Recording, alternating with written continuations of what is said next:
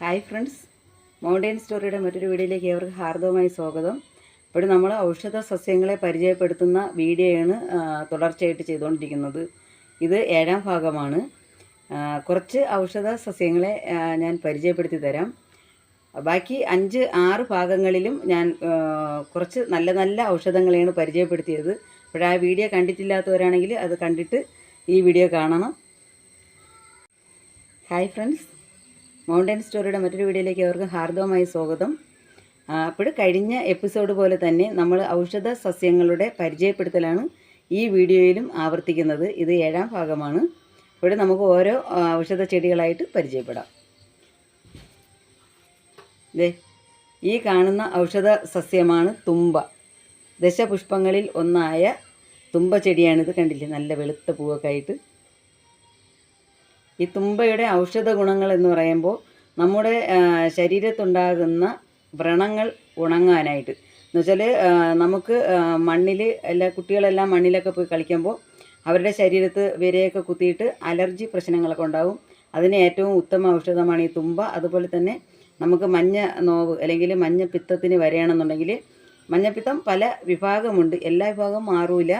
അതിൽ മാറേണ്ട വിഭാഗത്തിന് കൊടുക്കുന്ന മരുന്നിൽ ചേരുന്ന ഒരു പ്രധാന ഔഷധമാണ് ഈ തുമ്പ.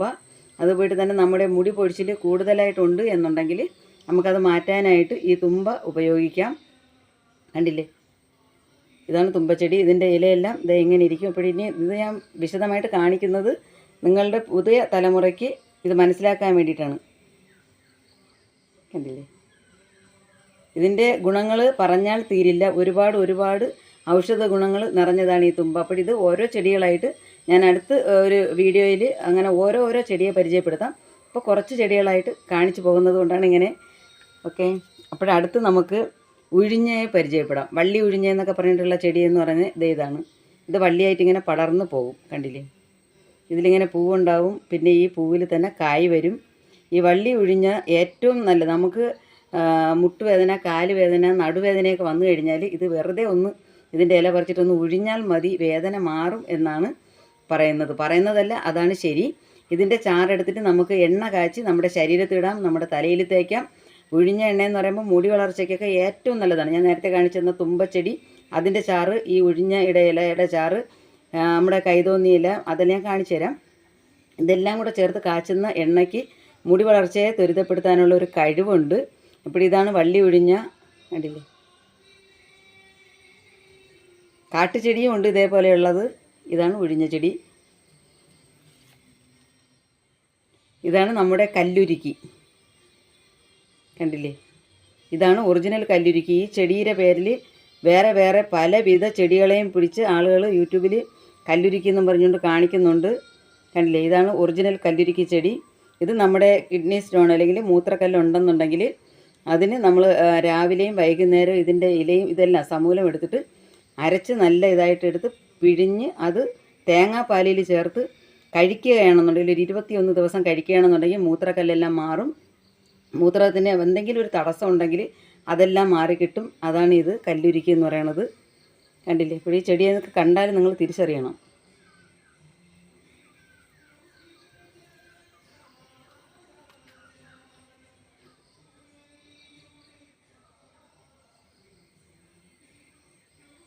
ഈ കല്ലുരുക്കിയുടെ ഈ ഇലയുടെ പൂവിനൊക്കെ പ്രത്യേകതയാണ്. കണ്ട, നല്ല മനോഹരമായിട്ടുള്ള പൂവ്, കുഞ്ഞു കായ്കൾ. ഇത് നല്ല പടർന്ന് വളരണ ഒരു ഔഷധ സസ്യമാണ് ഈ കല്ലുരുക്കി.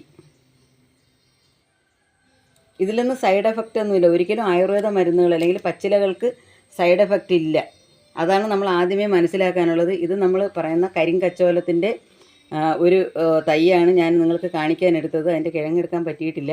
കിഴങ്ങുകൊണ്ട് മണ്ണിനടിയിലാണ്, അത് ഞാൻ എടുത്തില്ല. കാരണം ഇപ്പോൾ അതിൻ്റെ സീസണല്ല എടുക്കണം. ഇത് മുളച്ച് വന്നു കഴിഞ്ഞു.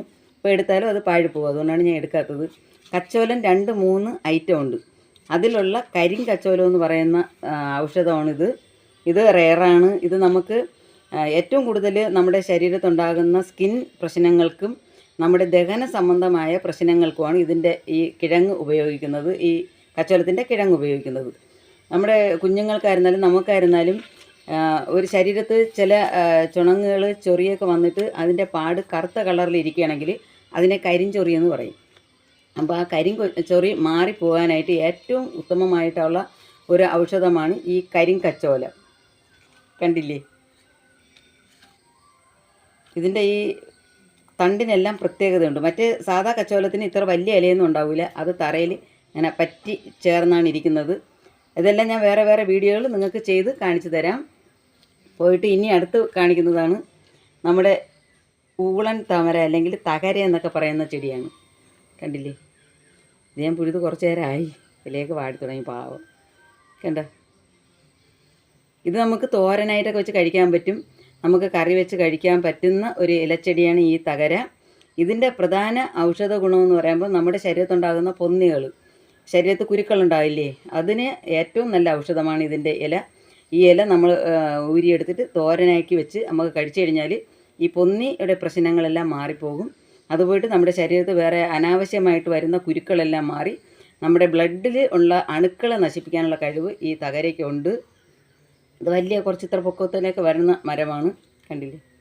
അപ്പോഴേ കാണിച്ച ഇത്രയും ഔഷധ ചെടികളുടെ ഔഷധ ഗുണങ്ങൾ നിങ്ങൾക്ക് മനസ്സിലായി കാണുമെന്ന് ഞാൻ കരുതുന്നു. കണ്ടില്ലേ? നിങ്ങളൊന്നും കൂടെ കാണിച്ചു തന്നതാണിത്. കണ്ടോ? ഈ ചെടികളെയൊക്കെ നിങ്ങൾക്ക് തിരിച്ചറിവ് വേണം, നിങ്ങൾ സംരക്ഷിക്കണം, ഒന്നും പുഴുത് കളയരുത്. ഓക്കെ, ഞാനിത് നിങ്ങൾക്ക് കാണിക്കാൻ വേണ്ടി പുഴുതതാണ്. ഇനി കൊണ്ടുപോയി നട്ടു വയ്ക്കണം. Okay, bye bye, thank you.